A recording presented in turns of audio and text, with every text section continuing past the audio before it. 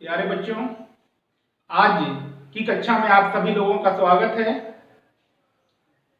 आज हम लोग कक्षा 9 का सामाजिक विज्ञान के अंतर्गत इतिहास का अध्ययन करेंगे, जिसका तीसरा अध्याय नात्सीवाद और हिटलर का उदय है। इस अध्याय पर पहला वीडियो आज शुरू करेंगे। प्यारे बच्चों, इस वीडियो के शुरू करने से पहले पीछे की गई चर्चाओं के बारे में जान लेते हैं। तो पीछे हम लोगों ने फ्रांसीसी क्रांति, यूरोप में समाजवाद और रूसी क्रांति के बारे में अध्ययन किया था। प्यारे बच्चों, फ्रांसीसी क्रांति जो 1789 ईस्वी में यूरोप की एक महत्वपूर्ण घटना थी, इस क्रांति से यूरोप में जनतंत्र की भावना प्रबल होने लगी थी। लोगों के अंदर स्वतंत्रताएं और समानता को पाने के लिए जिज्ञासा बढ़ने लगी थी। प्यारे बच्चों, इस क्रांति के बाद जब नेपोलियन का शासन आया, फ्रांस की शक्ति में समृद्धि आई और नेपोलियन की पराजय के बाद एक बार फिर यूरोप में अस्थिरता की स्थिति बढ़ गई थी। परिणाम स्वरूप जर्मनी और इटली का विखंडन हो गया था। बाद में बिस्मार्क के प्रयास से जर्मनी का एकीकरण हुआ। प्यारे बच्चों, 19वीं शताब्दी की शुरुआत तक जर्मनी यूरोप का एक महत्वपूर्ण देश बन चुका था, एक शक्तिशाली राष्ट्र बन चुका था। ऐसा बिस्मार्क के प्रयास से हुआ था। रसिया में जार का शासन था।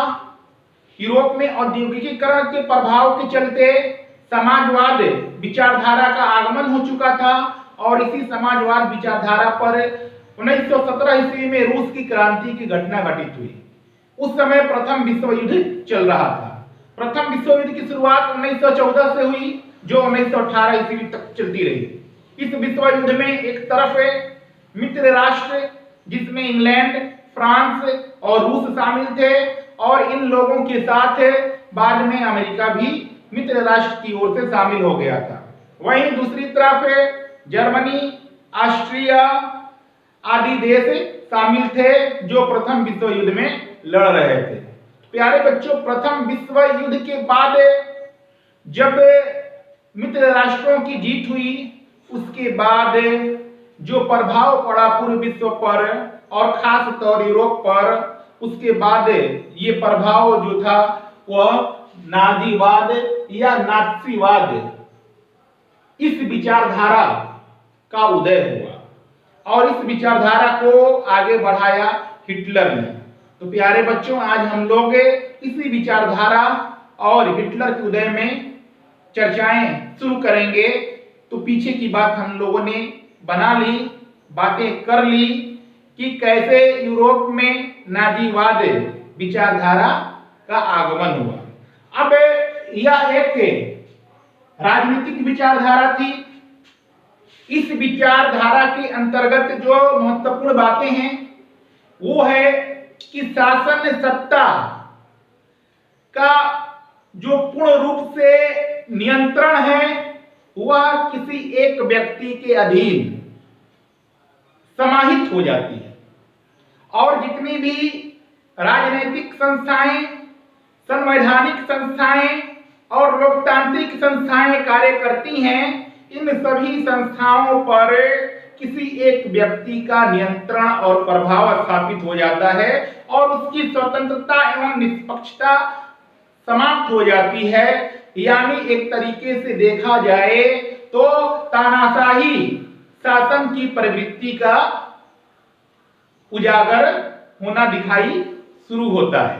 तो यह तानाशाही प्रवृत्ति, जिसमें शासन सत्ता एक महत्वपूर्ण व्यक्ति में केंद्रित हो जाती है और सभी राजनीतिक, लोकतांत्रिक और संवैधानिक संस्थाएं उस व्यक्ति के नियंत्रण में आ जाती है, तो ऐसी व्यवस्था को नाजीसम, नात्सीवाद और नाजीवाद कहा जाता है। यूरोप में इस विचारधारा के पैरेलल इटली में फांसीवाद विचारधारा आता है, जिसका श्रेय मुसोलिनी को जाता है। तो मुसोलिनी ने इटली में फांसीवाद की शुरुआत की और उसी की पर्याय नात्सीवाद है, और इस विचारधारा का श्रेय बढ़ाने को हिटलर को जाता है।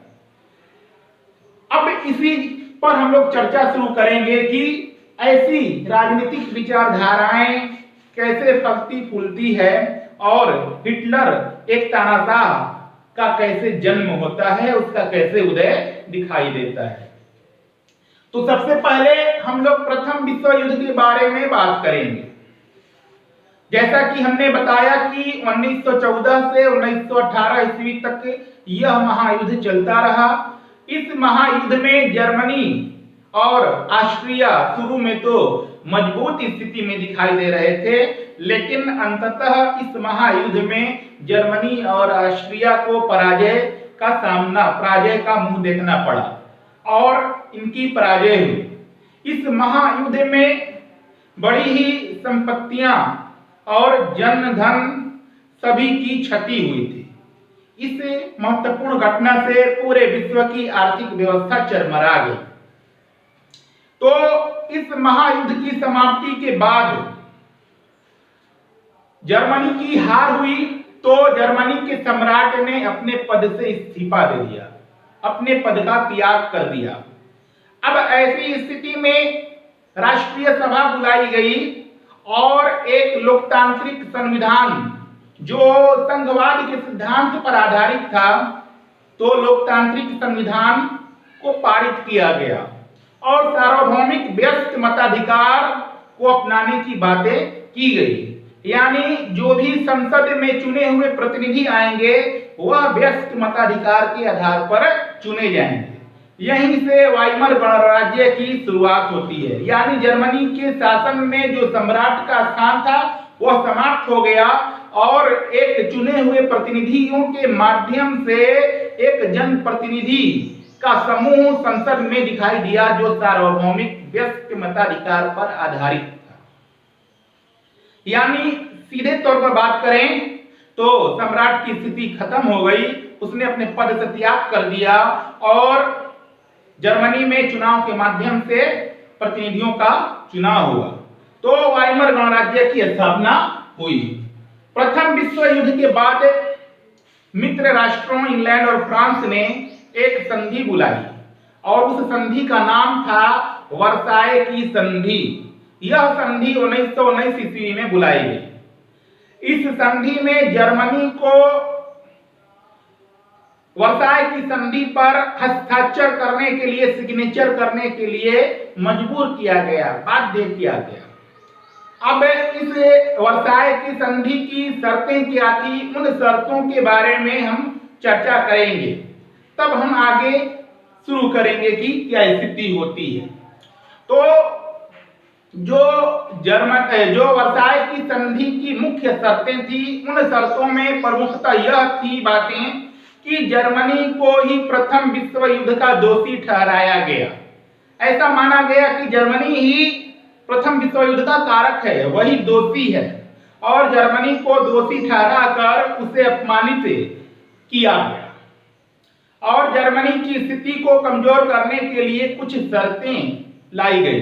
उन शर्तों में जर्मनी के ऊपर आर्थिक हर्जाना के रूप में दंड देना था। जर्मनी की 10% आबादी और कुछ क्षेत्रों पर फ्रांस ने अधिकार कर लिया। जर्मनी के जो लोहे के भंडार थे उसका बहुत सारा क्षेत्र और जो कोयले के भंडार थे उसका बहुत सारा क्षेत्र पर फ्रांस ने अपना अधिकार स्थापित कर लिया। जर्मनी का जो हृदय अल्सास लारेन का जो क्षेत्र था, सार जो कोयला का महत्वपूर्ण भंडार था, रूर जो खनिज माध्यम से बड़ा ही उपयुक्त जगह था, इन जगहों पर फ्रांस ने अपना अधिकार स्थापित कर लिया। दुनिया की सबसे व्यस्त नदी कही जाने वाली राइन नदी, जो जर्मनी की आर्थिक व्यवस्था को सुधारने में उसकी महत्वपूर्ण भूमिका थी, व्यापार के लिए यह नदी जानी जाती थी, तो राइन नदी पर जर्मनी के अधिकार को, जर्मनी के नियंत्रण को समाप्त कर दिया गया और उस पर फ्रांस का प्रभाव स्थापित कर लिया गया। जर्मनी को सैनिक रूप से कमजोर करने के लिए प्यारे बच्चों, फ्रांस ने जर्मनी की सैनिक व्यवस्था को भंग कर दिया और 1 लाख से अधिक सेना रखने पर प्रतिबंध लगा दिया गया। तो ये सारी जो शर्तें लाई गई थी वर्साय की संधि में, ये सभी शर्तें जर्मनी के विरुद्ध थी और जर्मनी को कमजोर करने के लिए की गई थी और इस शर्तों को मानना जर्मनी के लिए बाध्य होना पड़ा। अब जर्मनी की स्थिति अत्यंत कमजोर हुई, जर्मनी का यूरोप में अपमान हुआ। अब हम लोगों ने प्रथम विश्व युद्ध के प्रभाव के रूप में वर्साय की संधि की बात कर ली, वाइमर गणराज्य के उदय के बारे में बात कर ली। अब बात करते हैं जर्मनी में आर्थिक संकट की। प्रथम विश्व युद्ध के बाद सभी प्रकार की आर्थिक क्रियाएं जो है ठप हो गई थी।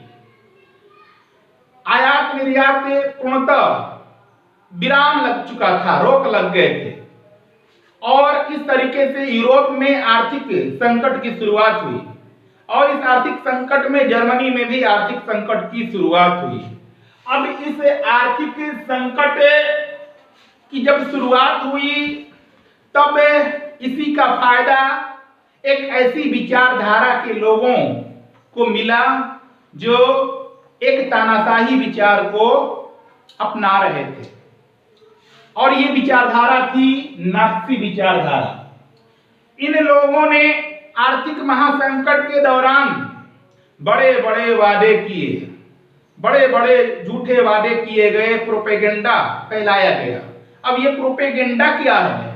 तो प्रोपेगेंडा उसे कहते हैं जब प्रचार के माध्यम से, झूठे वादे करके प्रचार के माध्यम से, चाहे मीडिया हो या टेलीविजन हो, रेडियो हो या कोई समाचार पत्र हो या पत्रिकाएं या भाषण, इन झूठे प्रचार के माध्यम से जनमत को हासिल करना ही प्रोपेगेंडा कहलाता है। तो ये झूठे प्रोपेगेंडा जर्मनी में फैलाए गए कि जर्मनी की आर्थिक स्थिति में सुधार किया जाएगा, जर्मनी की खोई हुई प्रतिष्ठा को वापस लाया जाएगा, जर्मनी की राइन नदी पर अधिकार किया जाएगा। ये सारे प्रोपेगेंडा जर्मनी में फैलाए गए और इस विचारधारा की लोकप्रियता धीरे धीरे बढ़ने लगी। अब इसी में हम देखते हैं कि आगे क्या होता है। जब जर्मनी की आर्थिक संकट का नासीवाद, नाजी विचारधारा के लोगों ने फायदा उठाया, लोगों से वादे किए और उन वादों से लोगों का समर्थन हासिल किया और वहीं दूसरी तरफ जो वाइमर गणराज्य शासन कर रही थी, उस वाइमर गणराज्य में कुछ कमियां भी दिखाई दे रही थी। वह अस्थिर शासन हो चुका था। अब उसकी अस्थिरता की क्या वजह थी, इसके बारे में बात कर लेते हैं। अब वाइमर जो गणराज्य था, वहां का जो चुनाव का माध्यम था अनुपातिक प्रतिनिधित्व। अब ऐसी चुनावी प्रक्रिया में किसी भी राजनीतिक दल को बहुमत प्राप्त नहीं होता। अब इसलिए जब बहुमत प्राप्त नहीं होता तो गठबंधन की सरकार बनती, जो पूर्ण रूप से सरकार अस्थायी होती, क्योंकि कभी भी वाइमर गणराज्य ने अपने कार्यकाल को पूरा नहीं किया, क्योंकि अलग अलग राजनीतिक दलों से मिलकर के जो सरकारें होती थी और जो मंत्रिमंडल का विस्तार होता था, वह सभी पार्टियों की वजह से उनमें आपस में तालमेल की कमी हुआ करती थी। तो वाइमर गणराज्य में अनुपातिक चुनावी प्रक्रिया जो थी वह एक महत्वपूर्ण दोष के रूप में हम लोग देख सकते हैं। दूसरी बात यह है कि जर्मनी के संविधान के अनुच्छेद 48 में एक ऐसी व्यवस्था थी जिसने वाइमर गणराज्य की स्थिति को कमजोर किया। अनुच्छेद 48 के अंतर्गत जर्मनी में आपातकाल का अधिकार प्राप्त था, यानी वहां के राष्ट्राध्यक्ष, राष्ट्रपति या प्रधानमंत्री को आपातकाल की व्यवस्था लागू करने का अधिकार था। और ऐसी स्थिति में आपातकाल के लागू होने पर जर्मनी में नागरिक के अधिकार को रद्द किया जा सकता था। अब नागरिक अधिकार जैसे मौलिक अधिकार को रद्द किया जा सकता था। तो ये जो स्थितियां थी, इन स्थितियों ने वाइमर गणराज्य को कमजोर किया, इनकी लोकप्रियता घटा दी।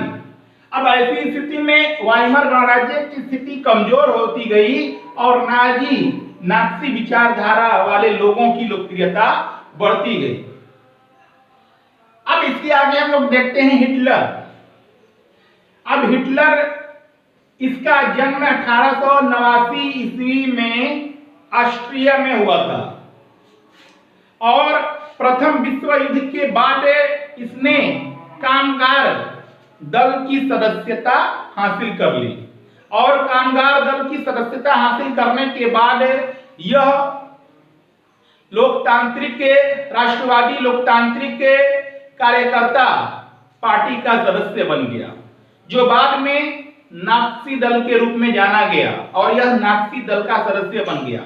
जब इसने नात्सी दल की सदस्यता ली तो इसके नेतृत्व में नात्सी दल की विचारधारा जो है पूरे जर्मनी में बहुत अधिक फैला और इसे पूरा जन समर्थन हासिल हुआ। हिटलर की लोकप्रियता बढ़ी। तो प्यारे बच्चों, आज हम लोग हिटलर की उदय तक हमने बातें की, जिसमें वाइमर गणराज्य का उदय, प्रथम विश्व युद्ध के प्रभाव और इसी विश्व युद्ध के प्रभाव के अंतर्गत वर्साय की संधि का अध्ययन किया। उसके बाद वर्साय की संधि में जब जर्मनी में आर्थिक महासंकट का दौर चला 1923 ईस्वी में, फिर 1929 ईस्वी में वैश्विक महामंदी भी आ चुकी थी और इस वैश्विक महामंदी जो 1929 की थी, इससे जर्मनी जो है ज्यादातर प्रभावित हुआ था। और इसी वैश्विक महामंदी और आर्थिक संकट के कारण नाजीवादियों ने लोगों के जन समर्थन हासिल करने के लिए अनेक वादे किए और वाइमर गणराज्य की स्थिति कमजोर होती गई और नात्सीवाद विचारधारा जो है वह फला फूला और जर्मनी में उसे लोगों का समर्थन हासिल हुआ। 1900 जब शुरुआती दौर में यह चुनाव लड़ा नात्सी विचारधारा ने 1929 ईस्वी में, तो इसे केवल 2.5% वोट प्राप्त हुआ था, लेकिन इसने अपनी लोकप्रियता इतनी बढ़ाई कि 1933 के चुनाव में इसे लगभग 37% वोट प्राप्त हुआ था। और यह वोट मतलब की जो वृद्धि थी, यह हिटलर के द्वारा लोगों के जन समर्थन को हासिल किया गया, जो भाषणों और प्रचार के माध्यमों से हासिल हुआ। अब हम लोग हिटलर के उदय तक पढ़ाई कर लिए। अब इसके आगे हम लोग हिटलर के द्वारा किए गए कौन कौन से वादे थे, उन वादों के बारे में, और हिटलर ने कैसे लोकतंत्र को ध्वंस कर दिया उसके बारे में, और उसकी नात्सी विचारधारा की क्या क्या पहलुएं थे, उन विचारधाराओं के बारे में अध्ययन करेंगे। आज का वीडियो मैं यहीं समाप्त कर रहा हूं। प्यारे बच्चों, बहुत बहुत धन्यवाद।